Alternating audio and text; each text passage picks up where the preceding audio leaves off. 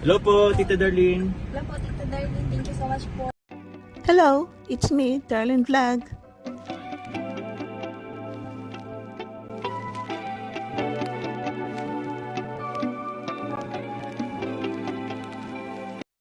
Hello, kung naalala niyo si Kyla, the Buhangin Girl, nag-birthday siya nung mga nakaraang araw, kaya binisita siya ni Kalingap Ayan, Kalingap Devil, at siyempre sinama ang mga magagandang Kalingap Angel, si Julian at si Roseanne. So yan, bibisita nila si Kyla dahil birthday daw niya.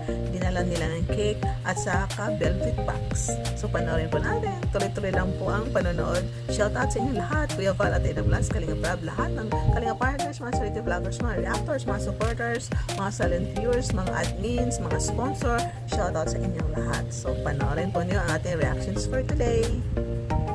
Magandang araw po mga Kalingap, and we are K-Boys on Mission. So ngayon guys, may dalawa po tayong guest sa ating K-Boys on Mission. Si Roseanne at si Julian. K-Angels on Mission na tayo guys. K-Boys and K-Angels on Mission. Dahil po ngayon, surprise po natin si Kyla. Dahil birthday po ngayon ni Kyla. So meron po tayo dito cake and velvet box po para po kay Kyla. So, syempre may dala din po tayong blessing para kay Kyla. Galing po to kay Kalingap Rap. So, tara mga Kalingap, let's go. Siyempre na-surprise si Kyla dahil mayroong cake ang dala ng Kalingap na sponsor ni Kuya Val. At na-surprise naman itong mga K-Boys, si Ayan, itong mga Kalingap Angel dahil mayroong babae sa bahay nila Kyla. Ang mama daw ni Kyla ay dumating na 1 month ago, umuwi na galing sa Maynila kung saan siya namamasukan at ngayon nandito na siya sa Pambuhan. Parang hindi masaya. Happy birthday! Happy birthday! Mas masaya. Happy birthday to you! Happy birthday to you! Happy birthday to you! Happy birthday! Blow the candle. Wish. Happy birthday Kyla. So, pinapunta kami dito ni Kalingap Rap kasi ano mo daw? Birthday mo daw. Sige, pasok tayo. Tayo guys. Si mama mo, si mama mo. Wow! Ay! Hello po. Bless po. Good evening po. Ay, good evening. Ito, nag-uusap itong tatlong Kalingap Angel noong panahon hindi pa sila na-scout kung paano sila na mag-birthday. Pero si Roseanne na nagluluto ng pansit canton, matulog lang, nagpapasalamat lang siya dahil healthy. So, alam niyo ba, Kalingap, ito si Julian is mag-birthday siya ngayong July 25 ata yun, o di ba? So, happy birthday Julian advance. So, ito ang mga Kalingap Angel na maswerte talaga sila na makarating sila sa Kalingap, na ma-scout sila dahil yun nga, na-sponsoran sila ng pa-birthday, ganito cake, o minsan may cash pa. Ang ganda ni Kyla, no? Ang haba ng buhok, ang itim-itim. So ito, nag-rate na ang Kalingap Angel K-Boys ko anong wish nila sa birthday celebrant na si Kyla. May wish si Julian. Anong wish si Julian? Anong wish mo? Si Julian. Julian. Si Kayla.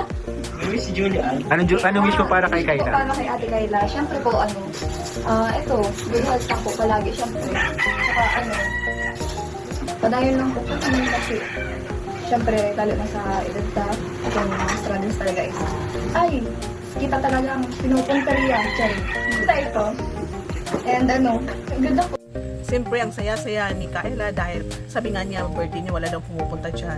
Pero may handa daw siya na pansit. So, masaya siya dahil may cake na, may gift naman na velvet box, nandiyan ang Kalingap Angel. So, may pagsasaluhan sila. So, makita natin sa birthday ni Kyla is masaya siya dahil kahit simpleng celebration, tayong mga simpleng namumuhay, kahit simple ang celebration is na-appreciate po natin yun po, no? So, makita natin kay Kyla is masaya siya. Ito si Rose, Kalo, masayang kasama. Yung mga dyan niya.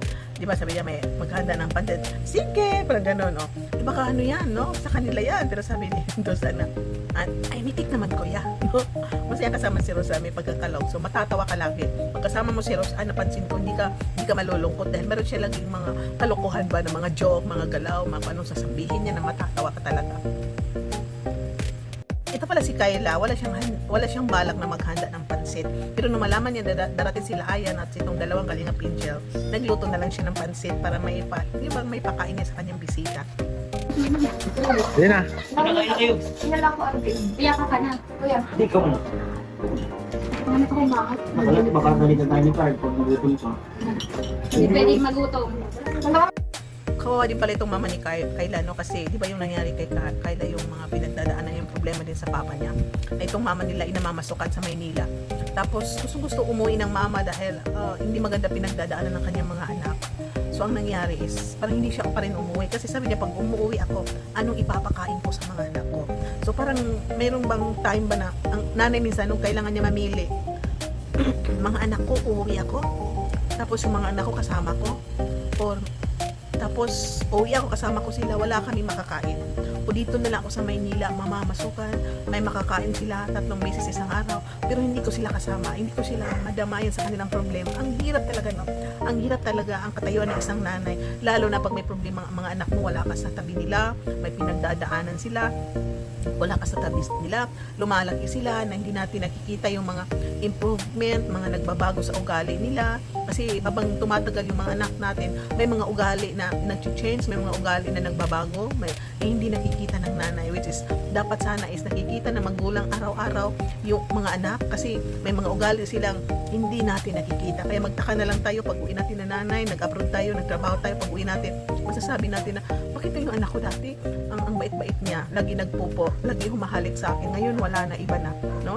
Kasi may mga pagbabago na umalis tayo, ang anak natin ang bait-bait, napakagalang, pag may natin nagbabago na. So hirap talaga ng katayuan, tapos hindi tayo pupunta sa maghanap ng trabaho, yung makikita natin yung mga anak natin na natutulog na hindi kumakain, tubig lamang, nakakakain sila isang beses isang araw, minsan lugaw, minsan sabi nila magpapakulo lang ng tubig, lalagyan ng asin. Ang hirap talaga. So kailan talaga ang nanay mamili, no, kung saan ang pipili niya trabaho mga anak.